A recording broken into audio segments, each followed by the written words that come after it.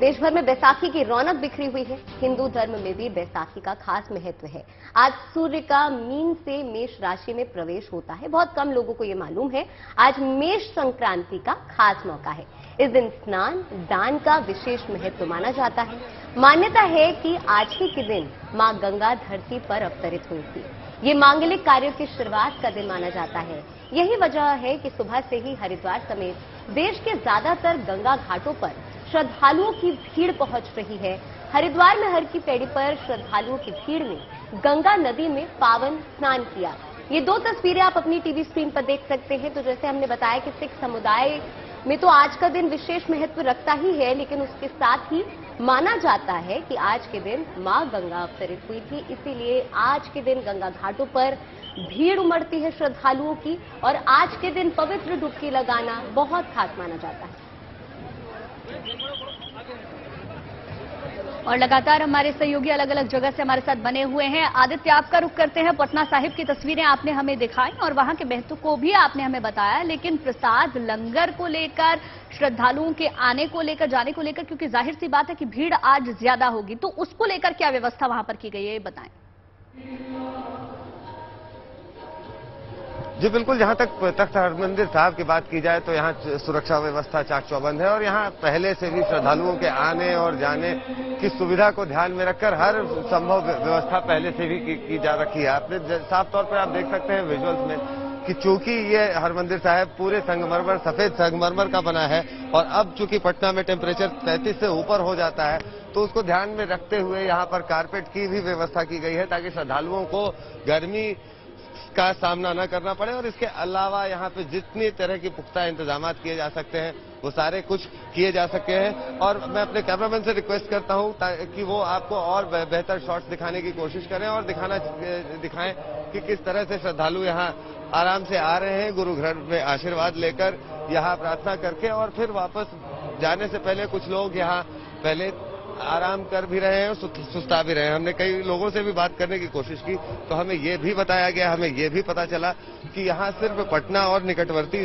जिलों से लोग नहीं, बल्कि कई लोग यहाँ दिल्ली और पंजाब जैसी सुदूर जगहों से भी आते हैं। चूंकि इस जगह की हिस्टोरिकल सिग्निफिकेंस सिख धर्म के लिए काफी ज्यादा बड़ी है, काफी बड़ी महत्ता बताई जा रही है। हम बात करने की कोशिश करते हैं यहाँ के कुछ ऑफिस बेयरर्स से, और समझना चाहेंगे कि आखिर किस तरह से यहाँ व्यवस्थाएं की गई हैं। हमारे साथ हैं सूरज सिंह नलवा, और ये हमें और ज्यादा जानकारी देंगे आज की व्यवस्थाओं के बारे में। वाहिगुरु जी का खालसा, वाहिगुरु जी की फतेह। आप जिस स्थान पे खड़े हैं, जैसा मैं आपको बता दूं, ये दुनिया की धर्म की पहली चौकी भी है। सबसे पहले तो मैं खालसा सार्वजनिक दिवस वैसाखी की बधाई पूरी देश दुनिया की संगत को दे रहा हूं, क्योंकि आज के दिन 1699 में गुरु गोविंद सिंह महाराज जी ने 5 प्यारों को, और ये जो 5 प्यारे की बात आपसे मैं कर रहा हूं, ये 5 प्यारे सिख नहीं थे, वो एक आम थे। आम संगत, आम सभा बुलाई, गुरुमता बुलाई, गुरु साहब ने एक बहुत बड़ा इकट्ठ बुलाया, और वो इकट्ठ में 5 लोगों को उन्होंने तैयार किया। आदित्य, हम देख सकते हैं वहां पर श्रद्धालुओं का जो सैलाब है वो उमड़ रहा है। 10 बजने को है। नवजोत हमारे साथ जुड़ी हुई है दिल्ली के शीशगंज गुरुद्वारा से। नवजोत, दिल्ली में 9 ऐतिहासिक गुरुद्वारे हैं, उनमें से शीशगंज गुरुद्वारे की अगर हम बात करें, बहुत विशेष महत्व है। सिर्फ दिल्ली के ही नहीं, लोग दूर दूर से आते हैं खास तौर पर शीशगंज गुरुद्वारे में मत्था टेकने के लिए। ऐसे में अभी 10 बजने को है, किस तरीके की रौनक वहां पर है और किस तरीके के खास आयोजन आज किए जाने हैं? देखिए, आपने बहुत अच्छी बात कही कि शीशगंज गुरुद्वारे का कि इतना महत्व क्यों हो जाता है। वो इसलिए हो जाता है क्योंकि सबसे ज्यादा शहीदियां अगर हम कहें तो यहाँ से हुई हैं। ठीक सामने लाल किला है और इधर शहीद स्मारक है, जहाँ से शहीदियों की शुरुआत हुई थी, और यही वो जगह है जहाँ से गुरु साहब के आदेश पर ये कहा गया कि देखिए, धर्म की रक्षा के लिए हमको कृपाण उठानी है। वो इतिहास है। लेकिन आज का दिन जब बड़ी संख्या में लोग पहुंच रहे हैं, सुबह बहुत ज्यादा भीड़ थी। दिलवीर मेरे साथ है, मेरे कैमरा पर्सन, जरा गुरुद्वारे की सजावट दिखाइए। अलग अलग धर्म के लोग यहाँ पर आते हैं। आप कहाँ से आई हैं? बिहार से।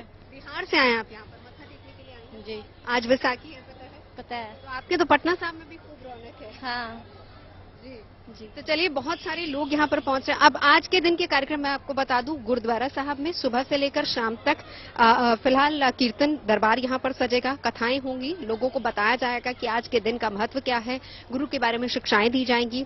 लंगर की व्यवस्था सीसगंज हो या बंगला साहब हो, रकाबगंज हो, कोई भी गुरुद्वारा हो, देखिए ये बहुत ही खूबसूरती है कि 24 घंटे लंगर चलता है। आप किसी भी वक्त अगर चले जाइए गुरुद्वारा साहब में, आप भूखे पेट या फिर खाली पेट वापस नहीं आएंगे। तो आज का दिन तो वैसे ही बहुत खास है। आज के दिन तमाम गुरुद्वारों में, और खास तौर पर मैं इस गुरुद्वारे की बात करूं तो यहाँ पर लंगर की व्यवस्था सुबह से ही शुरू हो चुकी है। इसके अलावा बड़ी संख्या में, क्योंकि मेरी अभी बात हुई मैनेजमेंट से भी, अमूमन ही अगर हम बाकी दिनों की बात करें ज्यादा संख्या में लोग यहाँ पर होते हैं, क्योंकि चांदनी चौक हो या दिल्ली को के तमाम लोग हों, एक सोच है सिखों में कि पहला जो अपना खास तौर पर व्यापारिक सिख जो हैं, उनमें ये सोच है कि अपनी दुकान खोलने से पहले गुरु के सामने नतमस्तक होना है।